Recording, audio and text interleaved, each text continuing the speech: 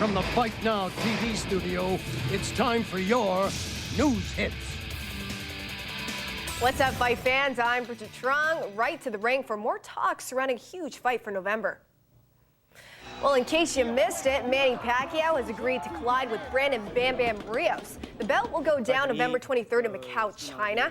Interesting selection for Team Pacquiao, who are now on a collision course with a dangerous brawler.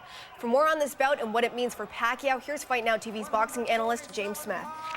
For both Manny Pacquiao and Brandon Rios, this is a dangerous fight. Both guys coming off losses. But for the fans, it does not get any better than these two fighters. Both fighters bring it. Manny, obviously the better fighter, but Rios, a real tough customer. And from the beginning to the end and all throughout, however many rounds it goes, it will be a thrilling fight. And I give both fighters credit for stepping up to the plate after coming off losses to face each other.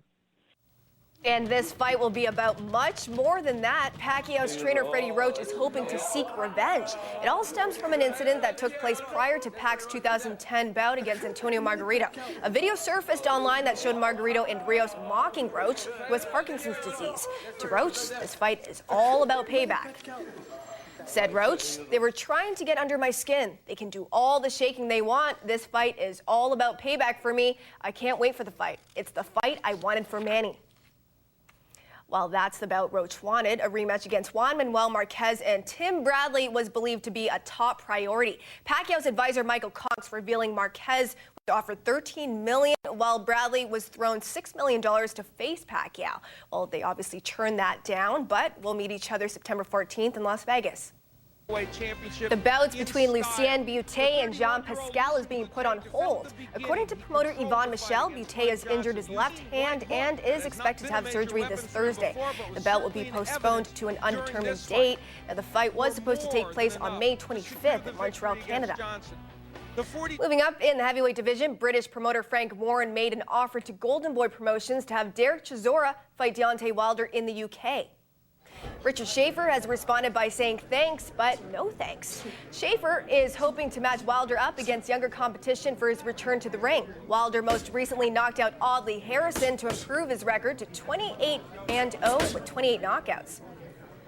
Well, Tyrone Spong has found a new stomping ground less than 1 week after withdrawing from World Series of Fighting 3 due to visa issues. The King of the Ring will compete in Glory 9's one-night single-elimination light heavyweight kickboxing tournament on June 22nd at Hammerstein Ballroom in New York. Now, the winner of that tournament takes home $200,000. Well, the UFC has fined middleweight champ Anderson Silva 50,000 big ones. The Spider skipping out on a planned UFC 162 media event in Los Angeles to fly home to Brazil instead.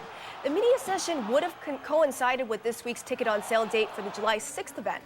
President Dana White acknowledges the 38-year-old's disdain for the media, but says it's part of the job whether you like it or not.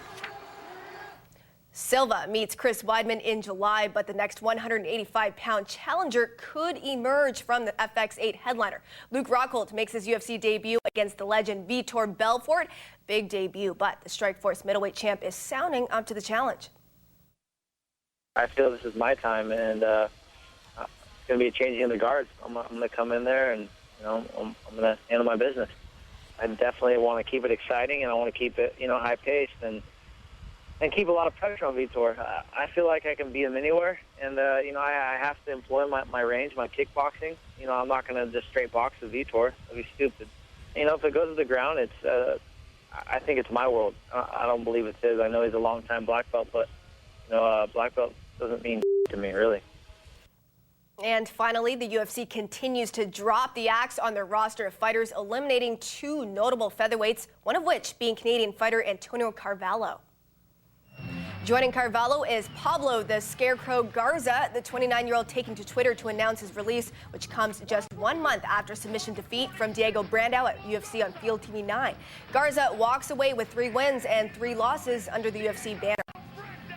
And that does it for this edition of News Hits. UFC Africa 19 is coming up next, as are every night a different feature. And don't forget, you can follow us on Twitter and Facebook, or check us out 24/7 on FightNow.com for all the late-breaking news in combat sports.